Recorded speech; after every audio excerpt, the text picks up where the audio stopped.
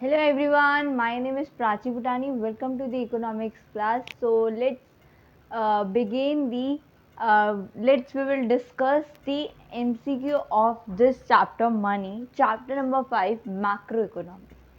Okay so हम लोग कुछ इसके क्वेश्चंस डिस्कस करेंगे, एमसीक्यू फॉर्म में भी आ सकते हैं. आज तो मैंने सारे एमसीक्यू डाले, थोड़े से 10 क्वेश्चन है. 10 क्वेश्चन आप लोग जितना आप लोगों ने, मैंने तभी 2 दिन से आपके लिए वीडियो इसलिए नहीं बनाई ताकि मैंने आपको ये दे दिया था कि आप लोग इस चैप्टर को अच्छे से रिवाइज कर लो. तो आई होप कि आप लोग इन 2 डेज आप लोगों ने ये चैप्टर को बहुत अच्छे से प्रिपेयर करा होगा.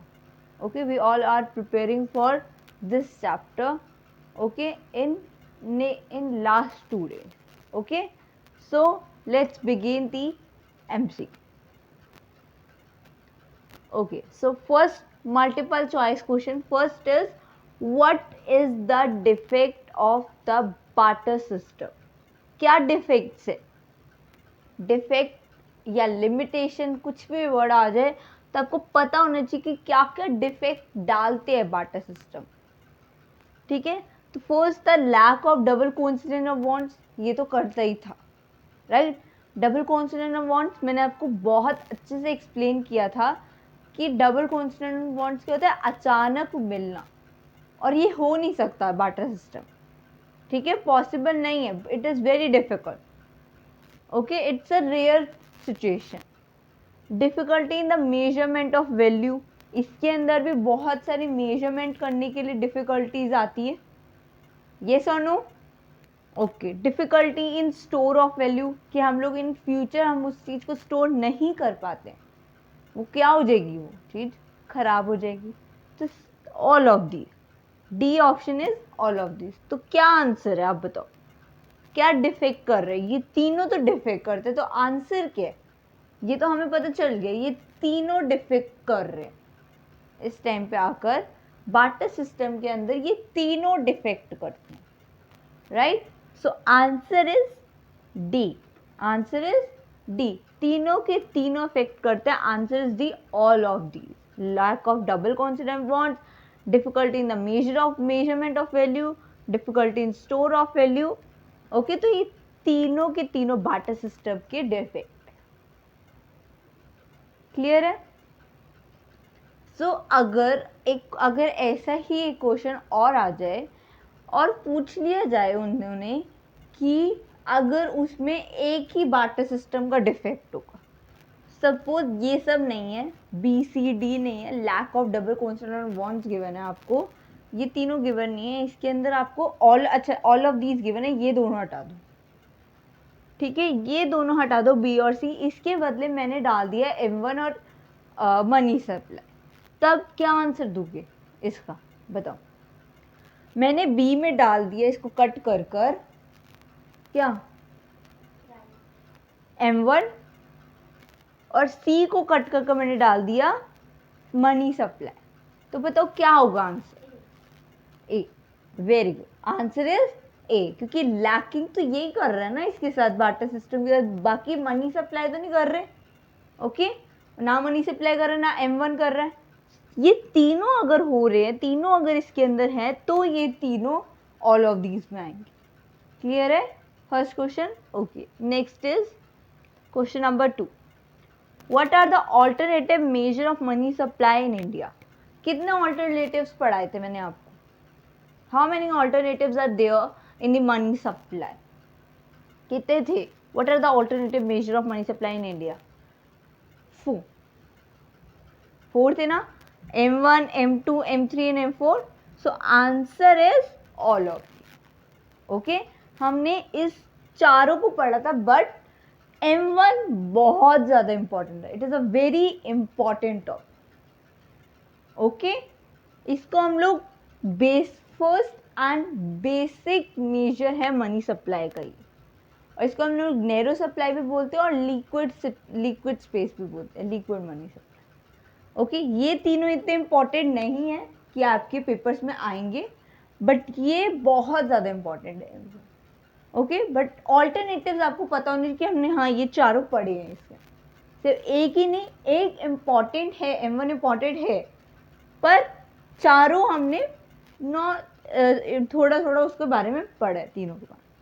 सो आंसर इज डी। क्लियर है? Next, who circulates all mint and 1 rupee note in India? कौन सर्कुलेट करता है सारे के सारे मिंट और 1 रुपी नोट? नोट है ये, NOTE है, ये NOTE है, नॉट नहीं है ये। ओके, नोट इन इंडिया कौन करता है? Minister of finance, RBI, ministry of external affairs, state government? Tell me. A, finance का काम, जितने भी पैसे हैं सारा का सारा कौन देखता है? Ministry of finance. अच्छा, who is the minister of finance in 2022? Sitharaman, वही है ना, Nirmala Sitharaman.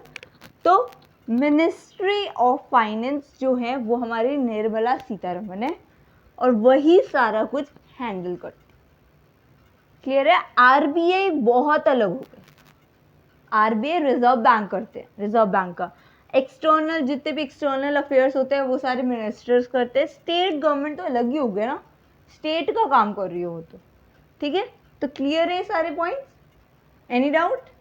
Okay, next, fourth, which of the following is the narrow measure of the money supply? Narrow measure अभी मैंने आपको बताया था कौन सा था, M2, M3, M1, M4? Tell. Narrow major कौन सा था मनी सप्लाई का? M1। Very good. M ना तो M2 है, ना M3 है, ना M4 है, आंसर इज C, M1। तो नैरो स्पेस भी हम, narrow measure of the money supply हम M1 को ही कहते हैं। क्लियर है? Any doubt? Okay, next is which is the most liquid measure of the money supply? कौन सा लिक्विड मेजर है? अब ये भी याद रखना, M4, M3, M2, M1, बताओ बताओ। लिक्विड मेजर और नैरो मेजर में एक वही है, सिमिलर है, आंसर इज डी। ये तीनों है ही नहीं। ठीक है, तो मैंने आपको कहा कि सबसे इंपॉर्टेंट M1 ही है, तो ज़्यादा से ज़्यादा M1 के क्वेश्चन ही आएंगे आप लोग को। चाहे वो M1 का MCQ पूछ ले 1 मार्क्स में, चाहे वो M1 का पूरा क्वेश्चन दे दे आपको कि explain the M1, explain the major of the money supply, तो आपको पूरा एक्सप्लेन करना पड़ेगा। ये भी लिख सकते हैं, explain the most liquid measure of the money supply, ये narrow measure of the money supply. तो आपको ये याद रखना है कि आपको लिखना M1 के बारे में ही। क्लियर है? चाहे लिक्विड आ जाए चाहे नैरो आ जाए, आपने लिखना किसके बारे में? M1। क्लियर है? इन तीनों के बारे में कुछ नहीं लिखना। Next, which of the following is the apex bank of India? कौन सा है हमारा बैंक एपेक्स बैंक? बताओ। RBI, SBI, SBP, PNB? RBI, क्योंकि RBI ही सब कुछ हैंडल करती है। सबसे जो हाईएस्ट एपेक्स बैंक है वो हमारा RBI इंडिया, सबसे बड़ा bank, biggest bank, reserve bank of. SBI तो गवर्नमेंट उसके अंदर आते ना, स्टेट बैंक ऑफ इंडिया अंदर आते ना, और SBP भी। Okay, and PNB। क्लियर है? Next, what are the necessary condition of the barter system? 10। क्या नेसेसरी कंडीशन है? लिमिटेड नीड्स होनी चाहिए बार्टर सिस्टम के टाइम, लिमिटेड एक्सचेंज एरिया होना चाहिए, इकोनॉमिकली बैकवर्ड सोसाइटी होनी चाहिए, ऑल ऑफ द अबव होनी चाहिए। टिल लिमिटेड नीड्स तो होती थी उस टाइम पे, मैंने आपको एक्सप्लेन भी किया था कि लिमिटेड नीड्स होती है बार्टर सिस्टम, और एक्सचेंज एरिया भी थोड़ा बहुत होता है, मतलब उधर उस टाइम पे तो होता ही था। ठीक है, इकोनॉमिकली बैकवर्ड सोसाइटी बहुत थी। तो what are the necessary condition of the barter system? कौन सा नेसेसरी कंडीशन है? All of the above. Tell me.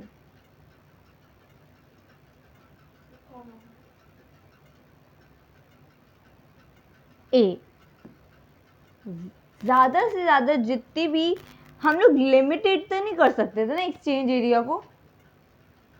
Okay, मैं बताती हूँ, आंसर इज डी। मैंने गलत बोला जानबूझ के कि इसके अंदर लिमिटेड नीड्स तो है, लिमिटेड एक्सचेंज एरिया भी है।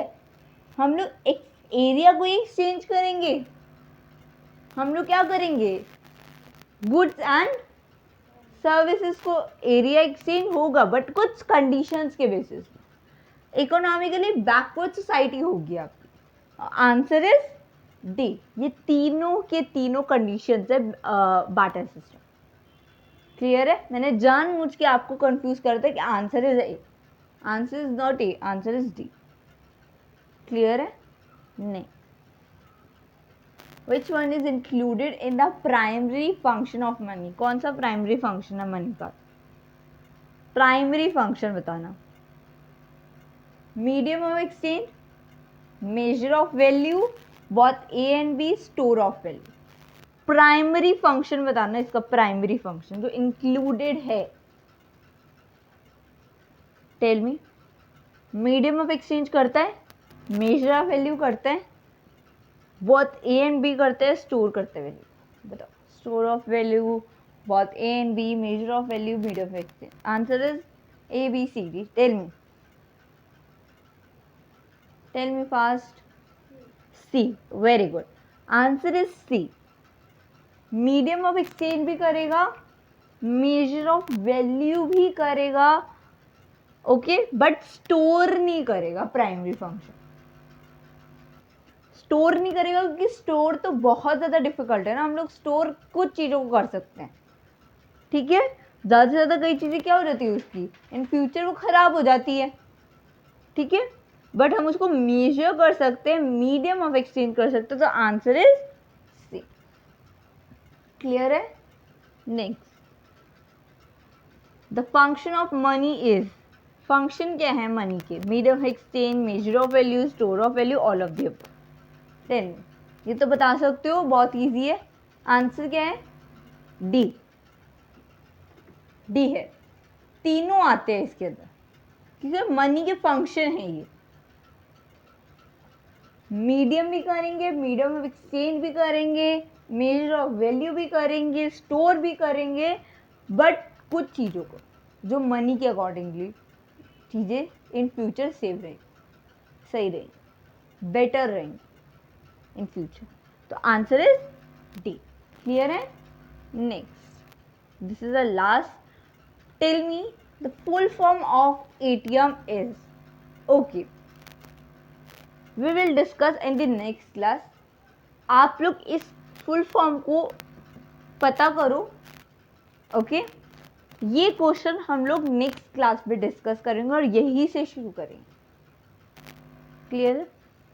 आप लोग बताओगे कि क्या फुल फॉर्म है ATM? Any time money, all time money, automated teller machine, both A and B. Any time money कभी भी, ऑल टाइम हमेशा, ऑटोमेटेड टेलर मशीन भी होती है, या बोथ ए एंड बी। आप ये बताओगे कि एटीएम की फुल फॉर्म क्या होती है? What is the full form of the ATM? Okay, so we will discuss in the next class tomorrow. Okay, so कल भी हम लोग कुछ 10 क्वेश्चन और डिस्कस कर लेंगे। ओके, तो आप लोग मुझे इसका आंसर बताओगे इन कमेंट सेक्शन, तो हम लोग नेक्स्ट क्लास में इसी से शुरुआत। Okay, so guys, I hope all clear हुआ होगा आपको। हर एक एक क्वेश्चन अच्छे से मैंने आपको एक्सप्लेन कर दिया, आंसर भी बता दिए। अब आपने क्या करना है, इसको रिवाइज करने इन्हीं क्वेश्चंस को, और जो क्वेश्चंस मैं आपको दूंगी आप अपनी तरफ से भी क्वेश्चन और ढूंढो और उसको रिवाइज करो, क्लियर हो जाएगी कॉन्सेप्ट, ठीक है। चैप्टर भी रिवाइज करते रहो और इन क्वेश्चंस को भी। Okay, so please like share subscribe my video and thank you so much all.